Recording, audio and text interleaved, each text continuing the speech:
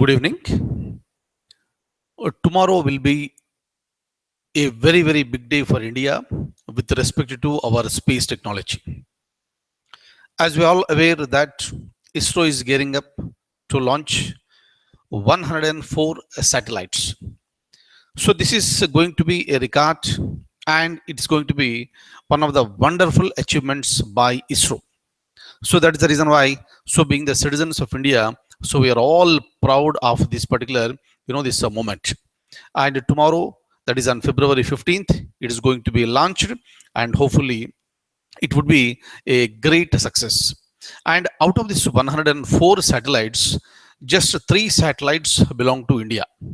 And the remaining all the satellites, so they are the foreign satellites. So that shows that ISRO is also moving very fastly towards the commercial activities. So if this continues for a longer period of time, ISRO can earn lots of money because so launching the satellites is not the job of every country, and India has developed that system. So with the constructive operations that we started long back, and slowly ISRO has become one of the strongest centers with respect to the space research so in the world, and we are achieving, and almost everything, every venture that is being launched by this ISRO, so this is being a successful one. So really it's a very, very wonderful thing. And let's wait for till tomorrow, so this is going to be a reality. So right, so with respect to this examination point of view, they may ask you in the examination, right, so how many satellites? Clear answer is 104, 104, right? And they may ask you what is a launch vehicle, right? So every time it is important, and the launch vehicle is the PSLV. As you all know, PSLV stands for Polar Satellite Launch Vehicle, and the number is important. So the series number PSLV C37. So kindly remember this. Clear? And out of this 104, 3 belong to India, and the rest of the satellites belong to other nations. And what are these Indian satellites? Those names are also important. And what are other countries? For right, other countries, this whose satellites are being launched by this PSLV C37. Those countries' names are also important for the examination point of view. But it's anyhow, so being the citizens of India, so we are all very, very, very proud of this August institution that is present in India, that is ISRO. Now, so I'll open the document for you. Please have a look at this. So PSLV C37 Polar Satellite Launch Vehicle, and it is set to carry 104 satellites, and it will be launched on February 15th, 2017 by ISRO from Satish Dhawan Space Center at Sriharikota. And all of you are aware, very frequently, this is Satish Dhawan Space Center that is in Sriharikota is always there in the news, and our all launches will happen from here. And this is Sriharikota is located in a state called Andhra Pradesh. So upon successful completion of the mission, it will break the earlier records of launching 37 satellites by a Russian rocket on 19th June. That is, its repetition, June 19th, 2014, and 29 satellites launched by NASA on 19th November 2013. Clear? So far, the highest is the 37. For India, the highest was 20, right? For India, for ISRO, highest was 20. And if you look at the whole world, the highest was 37 by Russia. Clear? It happened in the year 2014. Previously, it was 29 by NASA. It happened in the year 2013. And now, by tomorrow, what happens? India is going to break all these records. And the rocket will launch 104 satellites, of which 3 are Indian and 88 are from United States of America, and the rest are from Germany, Israel, Kazakhstan, the Netherlands, Switzerland, and United Arab Emirates. Please remember the names, right? Names of the countries also. Total number, as I told you, 104, that is important. And our launch vehicle is PSLV C-37. Clear? And 3 belong to India, 88 belong to United States of America, and the rest are from Germany, Israel, Kazakhstan, the Netherlands, Switzerland, and United Arab Emirates. Look at the names of 3 Indian satellites, please. Look at this. The 3 Indian satellites said to be launched are Cartosat 2D, 650 kilograms, INS-1A, INS-1B, each is weighing 15 kgs, 15 kilograms. And the other foreign satellites would total contribute to approximately 820 kilograms. And the total payload of approximately 1,500 kilograms, right? 1,500 kgs. The 88 satellites of USA are CubeSats weighing around 5 kilograms. Clear? Weighing about the 5 kilograms. Right. So tomorrow morning, this is going to be a reality. And if you are at home, right? So if you are at home, you can watch it live. Of course, you can also watch the, this recording later, but watching live is always, this that itself create lots of curiosity, enthusiasm, and we feel proud live, right? So hopefully you watch it. Now, next thing is that, so with respect to AADHAAR. So we know this AADHAAR, this today, nowadays, this AADHAAR is being linked to, various schemes. So wherever you go, AADHAAR is a must. So now the point is that, so there was an attempt to make some changes in this AADHAAR Act. So during that time, what happened in the recent past, we have discussed earlier. So the government made an attempt to introduce this bill as a money bill. But what is this money bill? Right? Whether a bill is money bill or not, that will be decided by the speaker. Speaker means in the Lok Sabha. So the constitution has given the, this power to decide whether a bill is a money bill or not. And this power is there with the speaker of this Lok Sabha. Right? So now, this is how the constitution was made during that time, expecting that the speaker is very, very neutral and unbiased. And as we all know, fundamental points regarding money bill, a money bill has to be introduced first only in the Lok Sabha with the prior permission of the president. And when it goes to the Rajya Sabha has the power to make suggestions, but Rajya Sabha cannot vote on the money bill, right? So now, with respect to this AADHAAR bill, AADHAAR issues, this bill was introduced in the form of the money bill. And when it comes to this Rajya Sabha, members in the Rajya Sabha have objected for this. So how come this will be money bill? And because it is not coming under any definition of article number 110, then how come it becomes a money bill? Then the government also said that it is the responsibility of the speaker, and the speaker has decided this as a money bill, hence it is a money bill. And it was taken seriously, and a petition was filed by Congress party member of parliament, Mr. Jairam Ramesh. So he filed a petition in the Supreme Court, and Supreme Court touched this area. Now the point is that, so this is a process that is related to the legislative procedure, parliamentary procedures, whether court can interfere into this, right? But the court entered into this one, and the court is very, very clear yesterday. And the Supreme Court, I'm talking about Supreme Court made it very, very clear that this is absolutely the prerogative of the legislature. There is no doubt, right? But if the speaker says that, if the speaker says blue color as green color, so we are not here to just look at like that. So we are here to say blue is blue and blue is not green. So these are the statements that were given by, this is a Supreme Court judge. So meaning that shows the seriousness of the Supreme Court with respect to the procedures that are being adopted in the, legislature. Otherwise, what will happen? So you introduce every bill as a money bill, and you don't permit Rajya Sabha to vote on this. Then what is the use of this, our parliamentary system?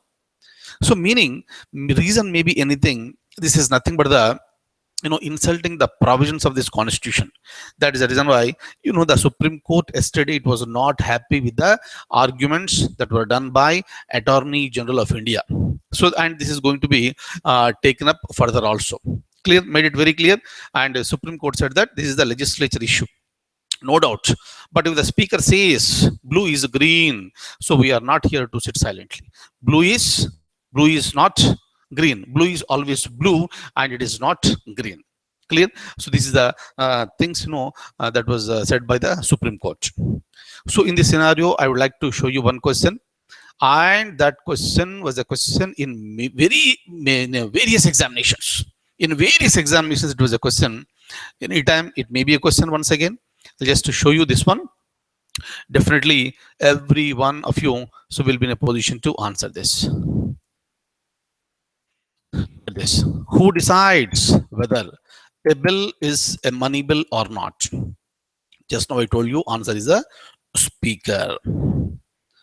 Look at this now. So now, for your information, please look into this and kindly think on this. Can judiciary encroach on the legislative procedure of the parliament? But yesterday, that is on February 13th, 2017, the Supreme Court opined that there has been a substantive infraction, deviation from the reality.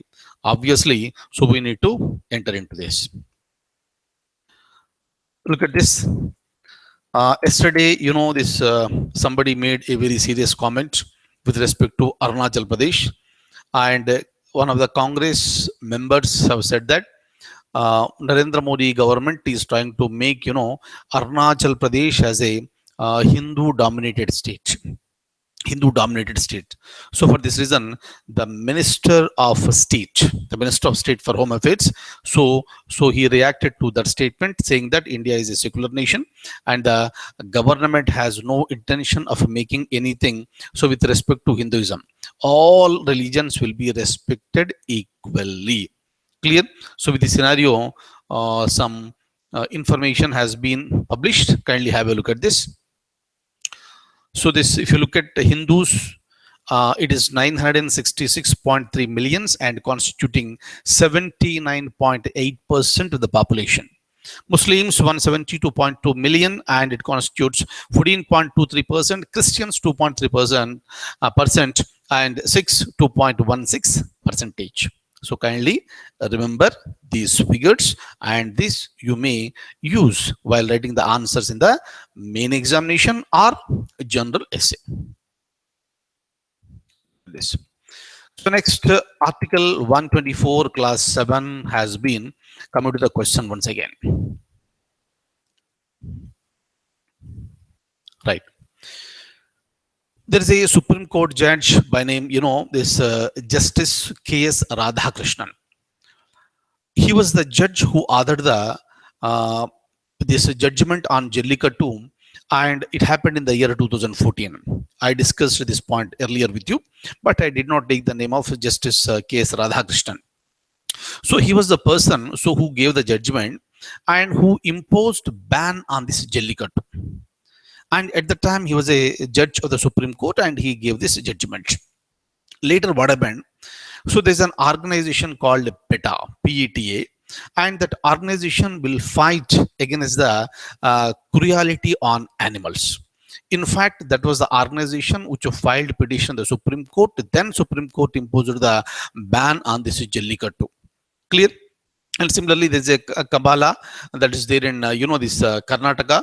So that's also this banned, but again it has been this reinstated now, just like Jallikattu through legislature procedure, it has been reinstated in the similar manner. So the KAMBALA, the bullock cart race that in Karnataka also been reinstated. I'll tell you now.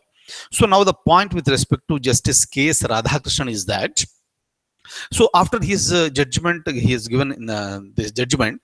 Later, he got retired. Now he is a retired judge of the Supreme Court. Later, what happened recently? This PETA wanted to award him, right? So wanted to award him, and the name of the award was Man of the Year. And this award was given to this Justice K.S. Radhakrishnan. Immediately, what happened? a petition was filed. A petition was filed in the Madras High Court, and Madras High Court issued the notice to Justice K.S. Radhakrishnan on the same. Meaning, let's say you are not supposed to accept this particular award. Immediately, what happened? So this particular case, this went to the Supreme Court, and Supreme Court questioned the intention of the petitioner, right? And Justice K.S. Radhakrishnan and his counsel, they argued that Madras High Court is saying that, so I cannot accept this award under Article number 124, Clause 7. But Justice K.S. Radhakrishnan argued that under Article 124, Clause 7, a retired Supreme Court judge cannot plead or argue before any authority or any court within India, nothing to do with the acceptance of any awards. And once I'm retired, I'm a private citizen. Once I'm retired, I'm a private citizen. And being a private citizen, I can accept anything. And the Supreme Court has accepted the arguments, and the Supreme Court has issued the notice to the petitioner. Right? So this is what happens. Kindly remember, under Article number 124, Clause 7, a retired judge of the Supreme Court cannot plead or argue in any court or any authority within India, nothing to do with any acceptance of any award. Am I clear? And this particular award has been given to Justice K.S. Radhakrishnan, and it was upheld by the Supreme Court. So with respect to this, I'll show you the information. Kindly have a look at this. Look at this. Former Supreme Court Judge Justice K.S. Radhakrishnan was the author of 2014 judgment of banning Jallikattu. There is no separate introduction necessary for you regarding Jallikattu, because you all are aware of this Jallikattu, because we discussed it very extensively. And the former judge has been announced for the award of Man of the Year from PETA. PETA stands for, this People for Ethical Treatment of Animals. Madras High Court issued a notice to Justice K.S. Radhakrishnan for accepting the award. Justice K.S. Radhakrishnan contended that he is a private citizen and is already retired. And according to the petitioner, acceptance is a violation of 124 Clause 7. But it is nothing to do with the acceptance of the award. But this article, that is 124 Clause 7, is related to barring the retired Supreme Court judges from pleading or acting in any court or any authority within India. Am I clear? Next. Kindly see here. So whenever you write the examination, means I'm talking about, there you are expected to mention the article numbers. Look at this. So this is what I was referring to. KAMBALA is a traditional buffalo race in the state of Jallikattu. Already we have discussed, that is in Tamil Nadu, right? KAMBALA is a traditional buffalo race in the state of Tamil Nadu, Kerala, Goa, or Karnataka. Answer is Karnataka. Right? So the legislators in Karnataka, they got motivated after the Jallikattu has been reinstated. After this serious initiative has been taken by legislators in this Tamil Nadu, and in Karnataka also same thing happened. It has been passed by the assembly, and in some of the areas. So this KAMBALA has already been launched once again. Otherwise, so the concerned High Court has imposed a ban on this KAMBALA, and that petition was filed by again the same PETA. Clear? Now, and in the examination there may be a question. Jallikattu is related to Tamil Nadu, KAMBALA related to Karnataka. Okay, so please remember this.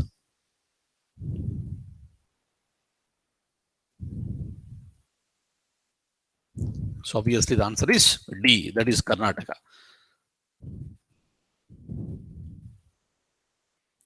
The Supreme Court confirms the cancellation of MBBS admissions given to 634 students because of mass fraud in Vyapam exam. Right. And this scam occurred in the state of.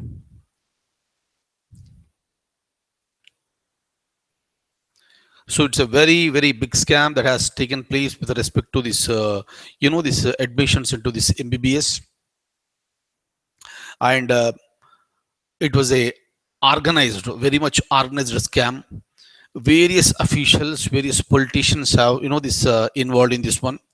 And very systematically, it was happening since the year 1995. 1995. And the actual candidates photographs were removed. This proxy photographs were, this what do you call this, wrong people, the people who already completed, this MBBS and who are excellent there, they were negotiated with, and their photographs were pasted. And very systematically this scam has occurred. And finally, the Madhya Pradesh, in the year 2009, the Madhya Pradesh Chief Minister also constituted a committee. So later, the High Court in Madhya Pradesh, it nullified all these admissions, and again it has been upheld by the Supreme Court. Clear? And the Supreme Court made it very, very clear that the rule of law has to be maintained. Whatever the thing that you are following, ultimately that should be closed at the concept of the rule of law. Clear? So this is a very big scam that happened, and it is popularly called Vyapam, and it occurred in the state of Madhya Pradesh. Clear? Please read the question once again. Look at this. Answer is B, Madhya Pradesh. This exam is conducted by MPPEB. It stands for Madhya Pradesh Professional Examination Board. This is popularly called Vyapam, Vyavasaik Pariksha Mandal. Right? Another incident happened yesterday in the Supreme Court. So we know that there is a newly born state. That state is called Telangana.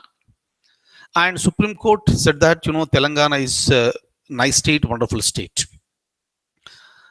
But Supreme Court has questioned what type of government you are running in Telangana. Meaning that was a straight question that has been posed by Supreme Court to Telangana government. It seems that a person has been arrested 10 months back, and the allegation against him was that he has stolen a few saris. So whether it is one or two, right, only on the grounds of the suspicion he has been arrested and he has been detained, and he has been detained for the 10 months. For the last 10 months he has been detained and he has not been released. Clear? And finally, so you did not prove that he's a thief, right? So it was stolen by him, that was not proved. And there was not even a single, this witness against him. And in spite of this one, how can you detain a person like this? And if it is the situation of the governments, so what type of a government you are? It has been, questioned by the Supreme Court to Telangana. Like this Telangana government, like this, so many cases will happen, this across the country, but every case may not be coming to the Supreme Court. That is the reason why it is the government of the day that has to be very careful with this type of the, cases. Clear? Maybe a petty case, maybe punished, it has to be given. But detaining a person for 10 months on the grounds of the suspicion, so this is really completely, this unfortunate, very, very unfortunate on the part of the, this wonderful government that is present in Telangana, because that government is doing lots of, this welfare measures. Clear? So meaning this is a lesson. Again, the government will be more careful from now onwards.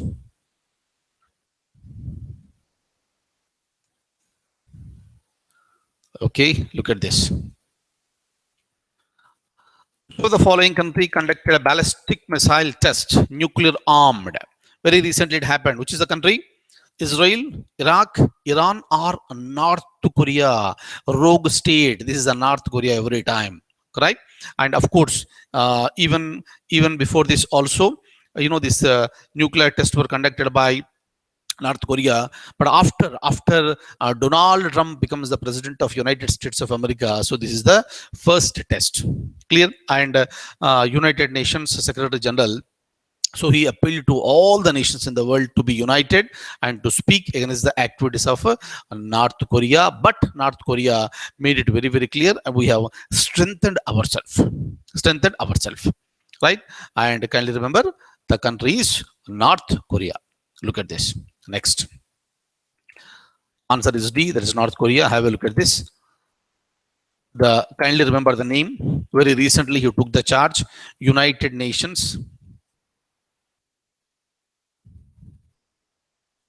Look at this. Secretary General Antonio Guterres, and he called for an urgent meet. And he belongs to Portugal. You can see his picture on the screen, right? Kindly remember. Apart from asking which is the country that conducted this test, that is North Korea. Since this gentleman took the office in the recent past, there may be a question regarding his name, right? Who is the current Secretary General? Number two, so there may be a question that to which country does he belong to? Answer is Portugal.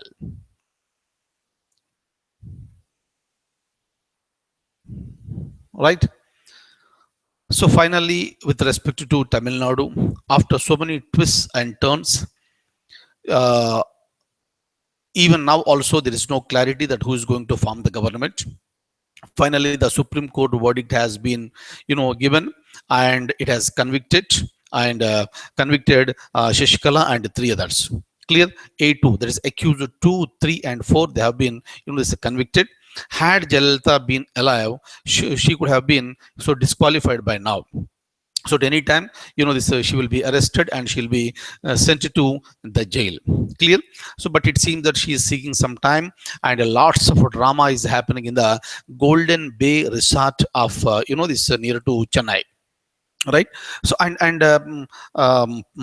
Palaniswamy has been elected as the legislature party leader. So these are all the this plot that is being this done by Ms. Shashikala. And she knows very clearly now, she cannot be the chief minister, and she cannot contest in any sort of election for the coming 10 years. Because, so 4 years sentence has been given. And after the completion of 4 years of sentence, again for 6 more years, she cannot contest in any sort of election, and she will be ineligible. So now, being the secretary, being the this party chief, so she can control the party. But the point is that how long these MLAs who have supported Shashikala will be there with the Shashikala. And finally, this name of this new person, Palaniswamy. So he has been, he went to Raj Bhavan and he submitted the list, and Mr. Selvam is also ready to go for the test. So this is the what is happening within AIADMK. Clear? And DMK made it very, very clear it is not going to give support to any faction, because both the factions related to this AIADMK. Right? If a few MLAs from Shashikala, if they jump into the group of this Selvam, so then it will become a very, very difficult thing. Nobody can prove the majority. So, right? If nobody can prove the majority, the only alternative will be the imposition of the president's rule. So we need to wait and watch. So maybe tomorrow or day after tomorrow, probably day after tomorrow, the governor may call for the floor test. So we need to just wait and watch whether it is going to be Selvam or this is Palaniswamy. So who is going to be the chief minister, or is it going to be the president's rule in Tamil Nadu? Clear? So once the things are clear, so we'll go for again detailed analysis just like yesterday. So we'll go for the detailed analysis. So thank you so much for being with me this evening, and I'll see you tomorrow with some more news. Thank you.